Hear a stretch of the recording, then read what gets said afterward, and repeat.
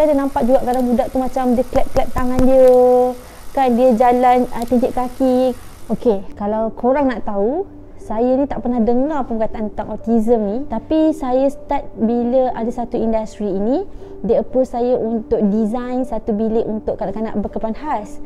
So start situlah baru saya tahu apa itu autism. Saya dah nampak juga kadang budak tu macam dia clap-clap tangan dia, kan dia jalan tinjek kaki. Kita cakap juga dengan husband kan, kenapa budak ni parent dia tak tengok ke budak ni jalan tak betul dan sebagainya. Kita tak aware tentang itu autism. So selepas saya join buat research, kita mula belajar apa itu autism dan apa itu komuniti kanak-kanak berkebutuhan khas. Saya memang pensyarah dalam bidang TVET.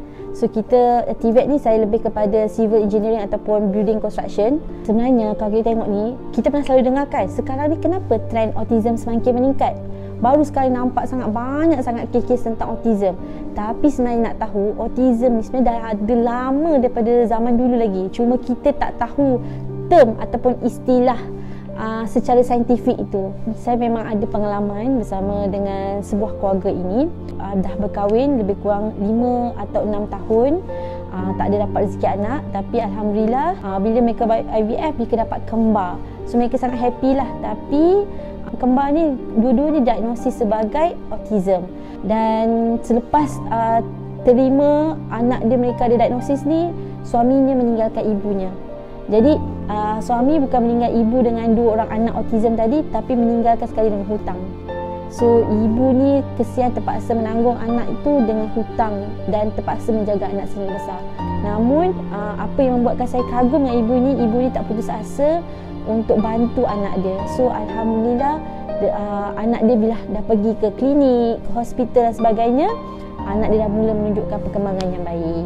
Faktor yang paling penting adalah pendidikan ataupun kita sebagai awareness. Sebab bila nak educate ataupun memberi awareness ni, bukan hanya tanggungjawab sebagai ibu apa saja.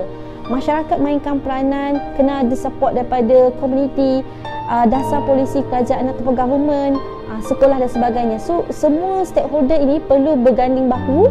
Harapan saya untuk ibu bapa di luar sana, kita ambil tahu, kita ambil berat, kita tolong support dan beri kata-kata semangat ataupun dengan senyuman saja sudah mencukupi untuk ibu bapa yang punya anak-anak autism. Sebab kadang-kadang semangat itu lebih penting daripada wang ringgit. Untuk ibu bapa di luar sana yang punya anak-anak istimewa, saya doakan anda semoga sentiasa berusaha, yakin, jangan mudah berputus asa, stay strong. Kerana setiap ujian itu datang dengan kekuatan dan percayalah, pelangi akan muncul selepas hujan.